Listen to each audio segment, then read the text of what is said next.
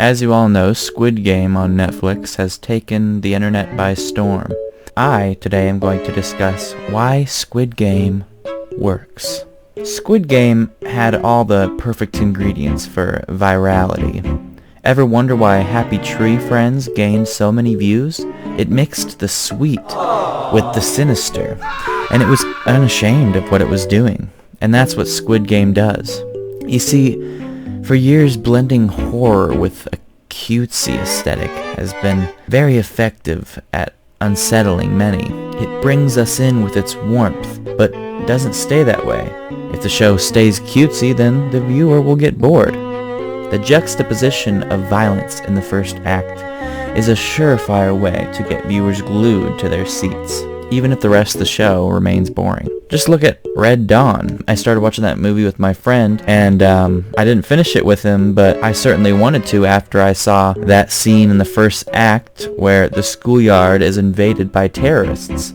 The teacher visits outside and gets shot and killed. The students are no longer in a safe classroom setting. There is a harm that is introduced, and this is very similar to the setup in Squid Game with the first game, the red light, green light game. Squid Game had a very good costume and set design. The staff looked like the buttons on a PlayStation controller. Now, I may be an Xbox user, but I've always found the PlayStation buttons to look cooler, so it's cool that that was here. Squid Game, they also found ways to emphasize the deaths and make them impactful. The slide death was a very good way to shoot, no pun intended, shoot somebody's death, because it made a spectacle out of the suspense, out of how seriously these players were behaving so that they wouldn't die. I've heard people joke that the blood down the slide reminds them of Frank from It's Always Sunny in Philadelphia sliding down the water slide with no water. It did make me chuckle when I saw it. It did remind me of that the first time, but it was scary.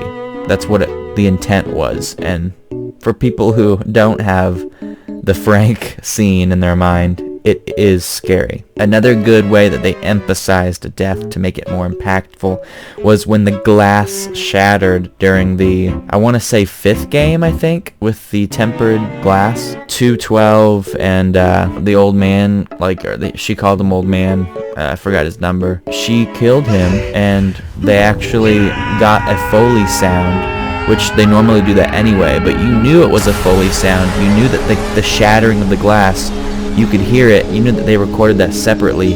It wasn't something that they got from the actual sound of that glass shattering. It was a separate audio file, I'm sure, and it made it more impactful whenever we heard the glass shattering. The music of Squid Game, it works very well.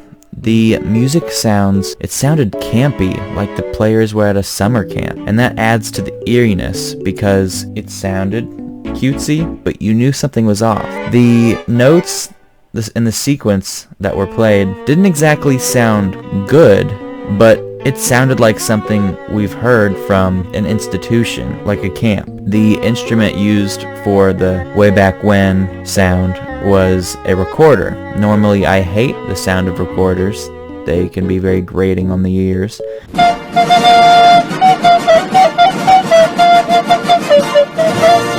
But I get what they were doing here. South Park was a cultural touchstone. It is so popular because of the art style mixed with the dark happenings of the show. Those two things that seem contradictory come together, and they make the show very engaging because we're not used to seeing cardboard cutout looking characters say cuss words. That is why South Park was so culturally relevant, because it looked unoffending, but it had a large social commentary.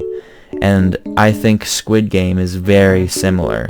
I enjoyed the inner monologuing because that makes survival shows more bearable, like Hunger Games and Divergent. They both had their fair share of inner monologuing, strategizing in the head. It makes the show better because it goes back to the roots of the book, or in this case, the roots of the script, where you can hear the thoughts of the characters, even if they're not talking out loud, and it gives you a lot more context and it gets you more invested in the character because you feel for them. You are feeling their emotions as they are. Inner monologues are very good for that, and they especially worked in Squid Game.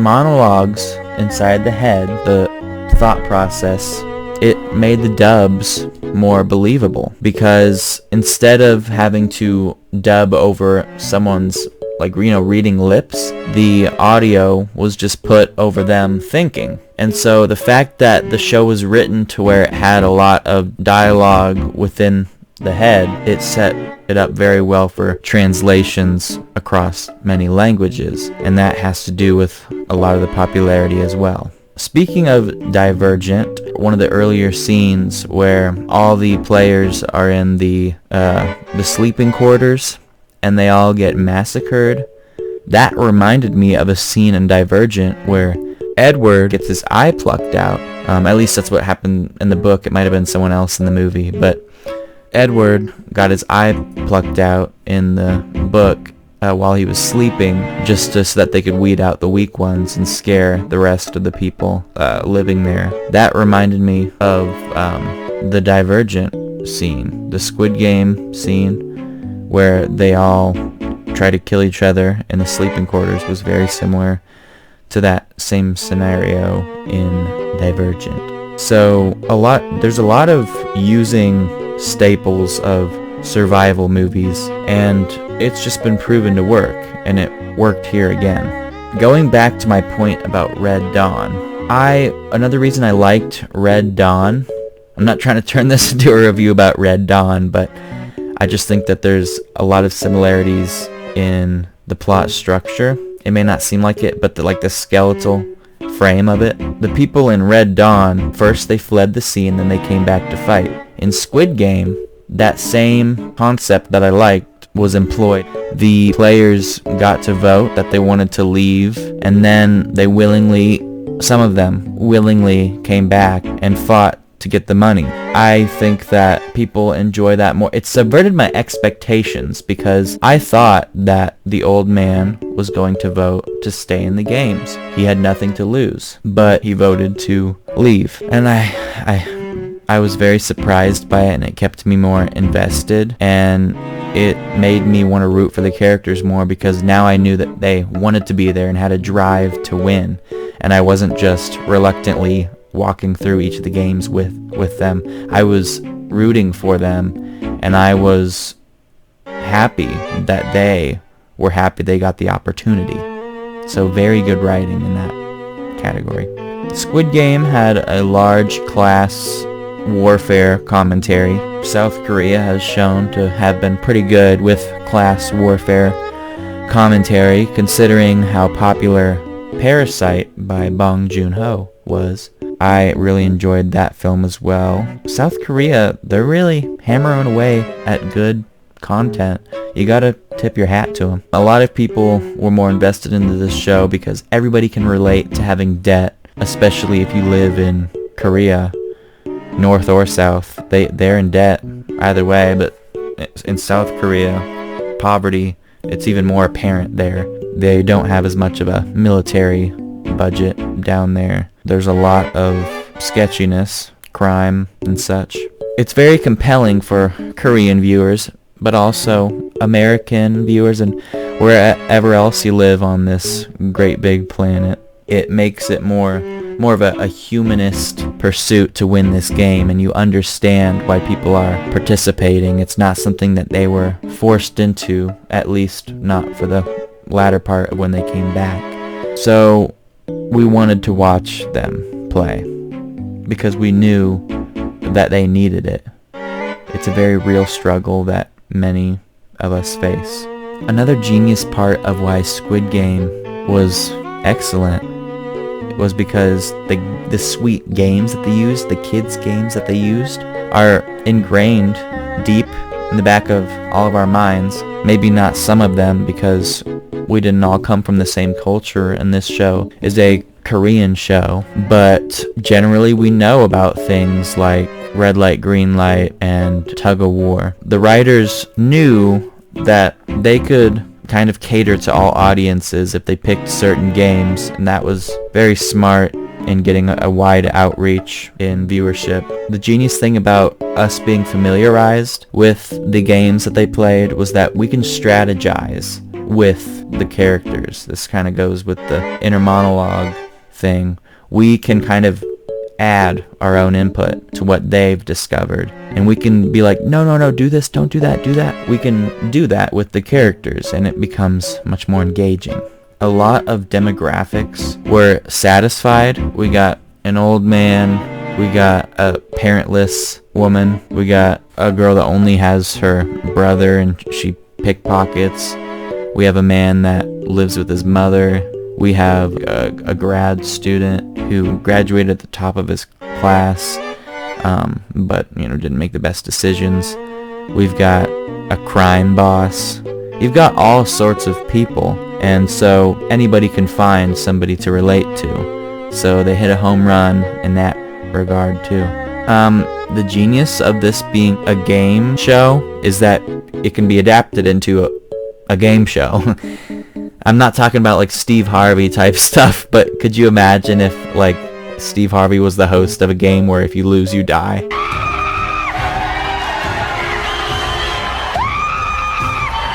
Oh my god, that would be... I would not want my life in his hands. The marketability really was genius because you can sell these games, whether it be a game show, like a live game show, or you can make like miniature versions of the game and have the brand recognition of Squid Game, like with the triangle, square, and circle. You can do stuff like that. An aspect of writing that I thought was really smart, because I use it in my writing all the time, is they used Chekhov's gun rule. The rule of Chekhov's gun, I think it was like this Russian guy. And I like to use it in my writing, so I may be a bit partial here.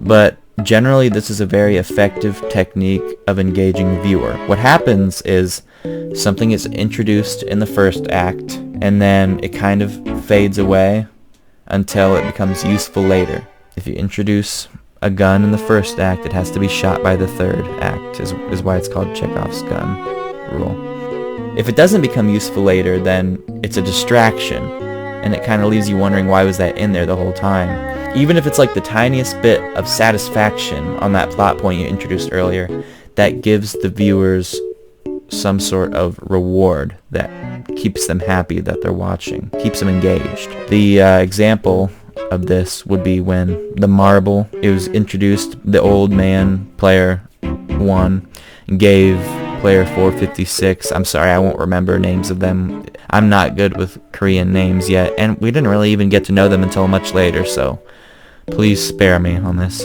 It's when the old man gave 456 the marble, and then he pulls it out again and throws it on the glass panel later on.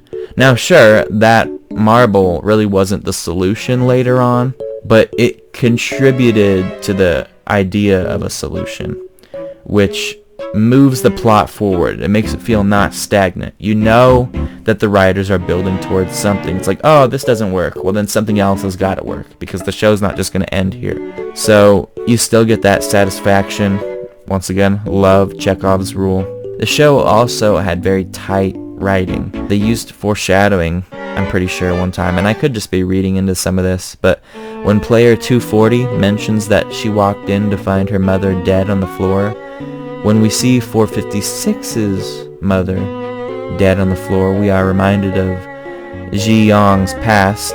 It's small things that like this that make me feel like I've watched a lifetime's worth of content, because I can see the connections between everybody, and that's what stories are about. It's relating characters to one another within a setting. That's what it is. And this show does that perfectly. That's just one of many examples. Another thing that I could be reading into, but I thought was kind of a neat detail, is that in the tug of war game, I believe that was like the third game, whenever the players fall off the platform after losing tug of war, there is a sort of axe, like a guillotine, even though it's not quite a guillotine because it's not meant to chop off heads in this case. There's a guillotine that slides down and cuts the rope and cuts them loose until they drop on the floor to their deaths. The guillotine, I could be wrong, but It seems to connote thoughts of feudal France, where the proletariat would chop the heads of the bourgeoisie. You know, Marie Antoinette famously got her head chopped off. With this connotation, it helps reinforce the idea of class warfare that this show is trying to convey. Whether it was intentional or not, it was a nice touch. Speaking of France, remember what the French guy said?